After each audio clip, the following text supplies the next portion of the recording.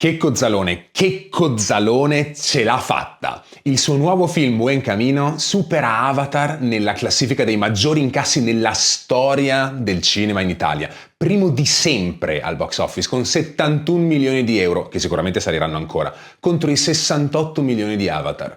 Sì, proprio quell'Avatar, il primo della serie, non uno dei rimpasti digitali come quello appena uscito, La vendetta del ritorno delle balene parlanti nella via dell'acqua col fuoco e la cenere. Dico l'Avatar del 2009, che era stato un vero e proprio evento cinematografico con effetti speciali di nuova generazione mai visti prima. 237 milioni di dollari spesi da James Cameron per convincerci che un mondo fatto di pixel e popolato da creature blu fosse reale. E per carità c'era riuscito. Io allora avevo 26 anni, me lo sono visto alla mitica sala Energia del Cinema Arcadia a Melzo, una delle prime volte, tutti con gli occhialini 3D. E per chi si ricorda era stata un'esperienza veramente coinvolgente. Adesso va di moda dire un'esperienza generazionale. E poi però arriva Checco con uno zaino, una parrucca inguardabile che poi infatti si toglie, movimenti un po' goffi, dialettica zoppicante, un budget 10 volte più piccolo e una comicità che mostra la nostra peggiore quotidianità. Però una comicità e un'ironia rassicuranti. Niente tecnologia, sofisticazione o ossessione per la CGI e neanche il bisogno di fracassarci gli zebedei con dei moralismi o delle prediche intellettualoidi come in alcuni film impegnati che vabbè lasciamo stare. Solo imperfezione. Nelle sale italiane l'imperfezione umana ha sorpassato la macchina. E allora procediamo per iperbole, esageriamo. Prendiamo Checco Zalone contro Avatar e facciamolo diventare metafora del conflitto tra l'ironia umana e la tecnologia perfetta ma fredda. Cosa ci dice questo record del nostro rapporto con la tecnologia e soprattutto perché in un periodo storico dominato dall'intelligenza artificiale, dai robot e dall'ipertecnologia abbiamo scelto di ridere con un comico invece di stupirci con gli effetti speciali? Forse perché in Italia siamo tutti ignoranti e stupidi? Oppure perché è il nostro gusto, la nostra cultura? Però qui a Spaventevole non ci accontentiamo delle spiegazioni semplici.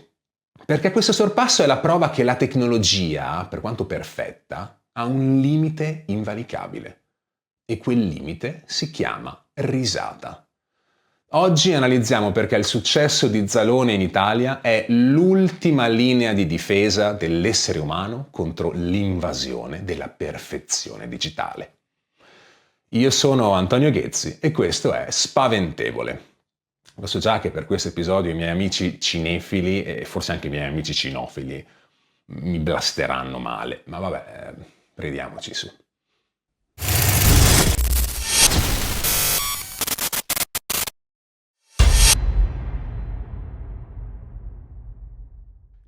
Il teatro nell'antica Grecia aveva un ruolo sociale e morale importantissimo, soprattutto quando si trattava di tragedie. Cos'è la tragedia per la cultura greca ce lo spiega molto bene Umberto Galimberti. Dal punto di vista etimologico di origine della parola, la tragedia è il canto dei capri. E uno dice perché? Perché gli attori erano delle capre? Oppure delle cagne maledette, come diceva il grande regista René Ferretti nella serie Boris? No, non è per quello. Il canto dei capri è il canto dei pastori, che mentre fanno pascolare il gregge lo osservano e, come scrive Nietzsche, si accorgono che il destino del gregge, cioè nascere, crescere, mangiare, dormire, procreare per far sopravvivere la specie e quindi morire, non è dissimile da quello dell'uomo. Con una sostanziale differenza però. Il gregge non sa cosa sia ieri, cosa sia oggi, non è né triste né tediato dal dolore esistenziale. L'uomo invidia questa spensieratezza dell'animale, ma non può vivere come lui, perché l'uomo vive nel dolore. Dolore causato dall'insensatezza della vita umana. Perché la vita è insensata? Perché l'uomo, per vivere, ha bisogno di costruirsi un senso, ma anche dopo aver trovato un senso è destinato comunque alla morte, come tutti gli altri esseri viventi, come il capro. E la morte è l'implosione di ogni senso. Quindi non sono tragici gli avvenimenti della vita umana messi in scena dalla tragedia, è la vita stessa ad essere tragica. È anche per questo che per Aristotele assistere a una tragedia aveva un effetto catartico o purificatore sugli spettatori. La tragedia imitava eventi gravi, suscitando per chi guardava paura e anche pietà per i personaggi. Quindi potevi immedesimarti e provare queste emozioni in modo intenso, senza però subirle davvero, perché ti trovavi in un ambiente protetto, il teatro. Questo però ti consentiva una razionalizzazione degli eventi quando arrivavi alla fine, alla risoluzione della tragedia. Ti sentivi liberato, purificato e avevi anche ricevuto un'educazione morale. Eri pronto ad affrontare le avversità della vita. Profondi, questi ragionamenti, e anche un filino deprimenti. E quindi di fronte a questa visione estrema, per sfuggire alla depressione arriva la risposta. La commedia greca, che poi diventerà commedia latina e arriverà fino a noi. La commedia si contrappone ai temi alti della tragedia, con argomenti molto più bassi e realistici, come la vita quotidiana, la politica, i costumi sociali. I personaggi sono maschere abbastanza stereotipate, il giovane, il vecchio, il soldato, la divinità, il mostro. Ma anche la commedia ha la sua funzione. Nasce per avere un effetto, si dice, apotropaico, per scacciare la fortuna, ma soprattutto ti deve far ridere. E la risata è liberatoria, ti alleggerisce dal peso delle complicazioni della vita, è un antidepressivo naturale e ne abbiamo tutti un gran bisogno. E questo messaggio lo possiamo trasferire anche al cinema. Torniamo ad Avatar contro Checco Zalone, che già fa ridere così. James Cameron, nella sua epopea fantascientifica, ha sempre avuto un'ossessione: eliminare il confine tra reale e simulato. I suoi film sono miracoli tecnologici. Ogni foglia di Pandora, che è il pianeta dove si svolgono le vicende, è renderizzata con una precisione che sfida l'occhio umano. Però c'è un problema. È tutto perfetto e forse fin troppo. Avatar si basa su computer grafica e motion capture, che è una tecnologia estrattiva, cerca di mappare ogni muscolo facciale e ogni movimento per tradurlo in codice.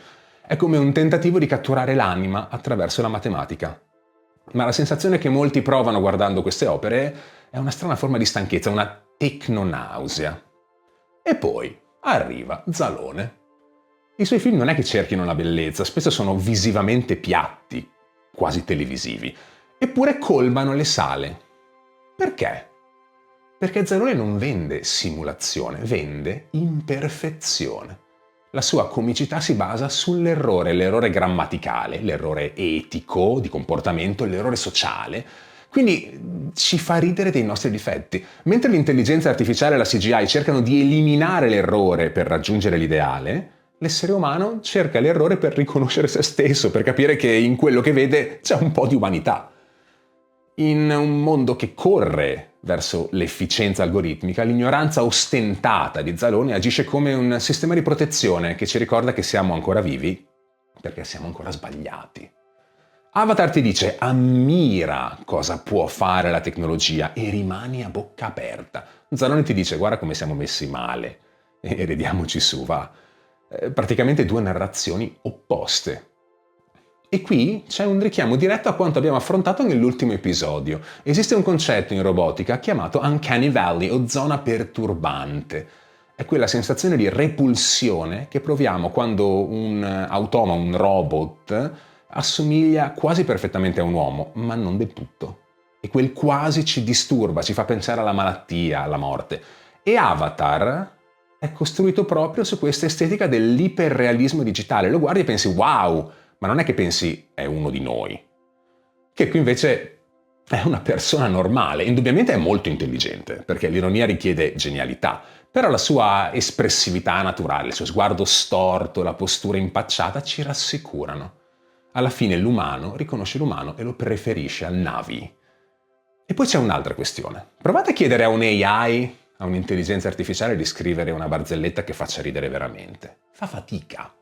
Vi restituirà qualcosa che sembra corretto come struttura, ma che emotivamente non vi trasferisce niente. Perché la comicità è una delle forme di intelligenza più complesse che esistano. La risata è un atto di rottura dello schema. E non è così semplice riprodurla con un calcolo matematico. Per far ridere serve il contesto, serve il sottotesto, serve un po' di cattiveria per essere capaci di violare una norma sociale in modo più o meno controllato, a seconda di quanto sei cattivo. Poi serve timing, serve l'empatia, la vulnerabilità perché gli altri si possano immedesimare, la mimica facciale, il tono di voce, devi saper anticipare e ribaltare le aspettative altrui, devi avere una cultura condivisa per farti capire. Insomma, la risata è una formula perfetta che mette insieme tanti pezzettini del nostro caos umano. Tanti pezzettini che per ora l'AI, la macchina, non sa replicare. Invece Checco Zalone da questo punto di vista è un maestro. Prende i tabù, li ribalta, li esaspera, li normalizza e alla fine ci fa ridere delle nostre paure più profonde. Nella società antica la risata serviva per allontanare la sfortuna e esorcizzare l'ignoto. Oggi siamo più colti, siamo più scientifici, siamo più tecnologici, ma l'ignoto è tornato. Ha la forma degli algoritmi che decidono tutto per noi, delle intelligenze artificiali che non capiamo fino in fondo, dei robot che imitano il nostro corpo. Tutti nuovi mondi digitali che non si capisce se si stiano fondendo con quelli reali o se li stiano sostituendo. E quindi cosa facciamo?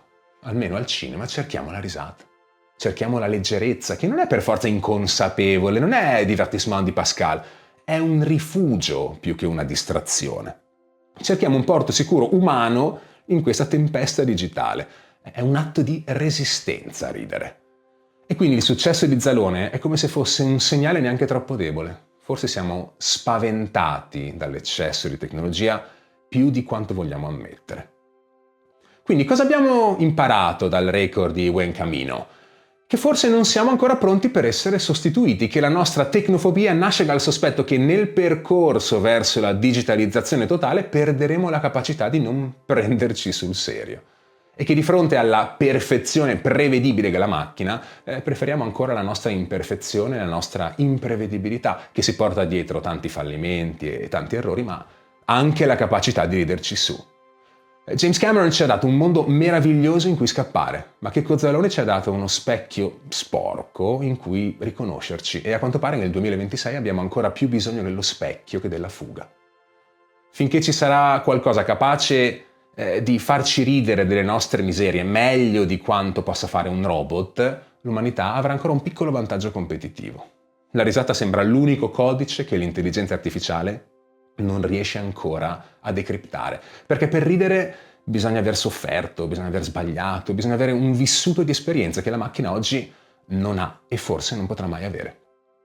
Per questo, in un periodo storico dove la tecnologia ci spaventa, il mio fregatometro per l'umanità che si prende una piccola rivincita grazie alla risata è bloccato sullo zero, non fa paura.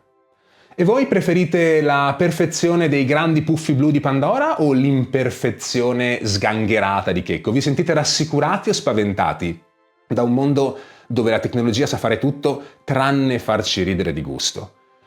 E quanto vi ho fatto arrabbiare quando ho detto che ogni tanto quei film che provano a essere impegnati, manieristici e vogliono farci per forza la morale esagerano?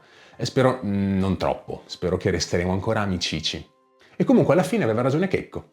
James Cameron questa settimana si sarà svegliato, avrà visto la classifica al box office in Italia e avrà detto: ma che cacchio è sto Zalone?